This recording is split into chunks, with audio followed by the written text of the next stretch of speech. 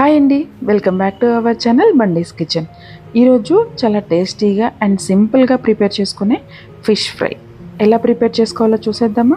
ముందుగా ముక్కలకి పట్టివ్వడానికి మసాలా ప్రిపేర్ చేసుకుందాం. దానికోసం ఒక బౌల్ తీసుకొని 2 స్పూన్ల కారం, 1 స్పూన్ సాల్ట్, 1/2 స్పూన్ పసుపు, 1 స్పూన్ ధనియాల పొడి, 1/2 స్పూన్ జీలకర్ర పొడి, 1/2 స్పూన్ మిరియాల పొడి, 1/2 స్పూన్ గరం మసాలా, 1 స్పూన్ అల్లం వెల్లుల్లి పేస్ట్ కూడా వేసుకోవాలి.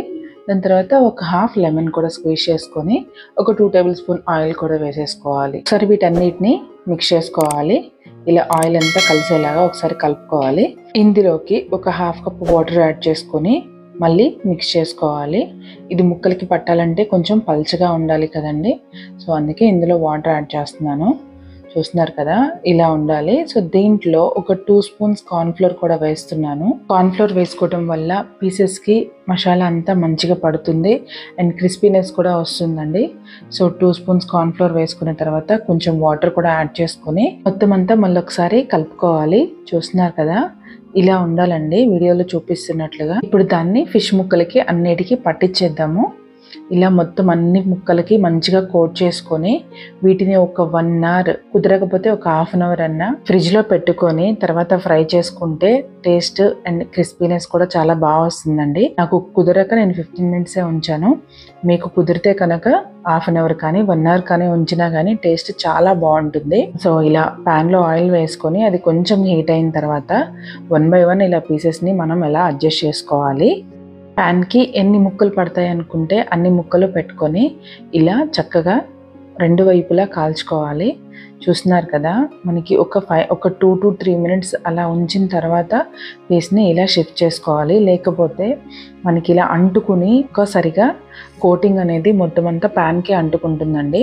సో చూస్తున్నారు కదా, ఇలా మంచిగా 1 by 1 ఫిష్ చాలా డెలికేటెడ్గా ఉంటుంది కాబట్టి మనం ఎంత కేర్ఫుల్గా షిఫ్ట్ చేసుకుంటే అంత బాగా వస్తుంది పీస్ అనేది. లేకపోతే విరిగిపోయి పీసెస్ అనేవి పాడైపోతూ ఉంటాయి. అందుకే ముక్కని చాలా జాగ్రత్తగా తిప్పి కాల్చుకోవాలి. ఇలా 2 వైపులో మంచిగా ఫ్రై అయ్యేంత వరకు చక్కగా 1 by 1 చిన్నగా తిప్పుకుంటూ కాల్చుకోవాలి పీస్ని. సో ఇది చూస్తున్నారు కదా, మంచిగా ఫ్రై అయింది. పీస్ చాలా డెలికేటెడ్గా ఉంటాయండి. మనకి చికెన్ అయితే ఇలా ఫ్రై అయితే గట్టిగా అయిపోతుంది, కానీ ఫిష్ అలా కాదు, సాఫ్ట్గానే ఉంటుంది. సో అందుకే మనం చిన్న చిన్నగా పీసెస్ని కలుపుకోవాలి. ముక్క చక్కగా ఫ్రై అయిపోయిందండి. వీటిని మనం సర్వింగ్ బౌల్లోకి తీసుకుందాం. ఇలా ఒక్కొక్క ముక్కని ప్లేట్లోకి పెట్టుకోవాలి. సో చూస్తున్నారు కదా, చాలా చాలా మంచి కలర్ అయితే వచ్చింది పీసెస్. ఎంతో సింపుల్ గా చాలా టేస్టీగా ఉండే ఫిష్ ఫ్రై రెడీ అయిపోయింది. ఒకసారి మీరు కూడా ట్రై చేయండి. ఎలా ఉందో నాకు కామెంట్ చేయండి. నా వీడియో కనుక మీకు నచ్చినట్లయితే లైక్ చేయండి, మీ ఫ్రెండ్స్ అండ్ ఫ్యామిలీకి షేర్ చేయండి. అలాగే మరిన్ని వీడియోస్ కోసం నా ఛానల్ని సబ్స్క్రైబ్ చేసుకోవడం మాత్రం మర్చిపోవద్దు.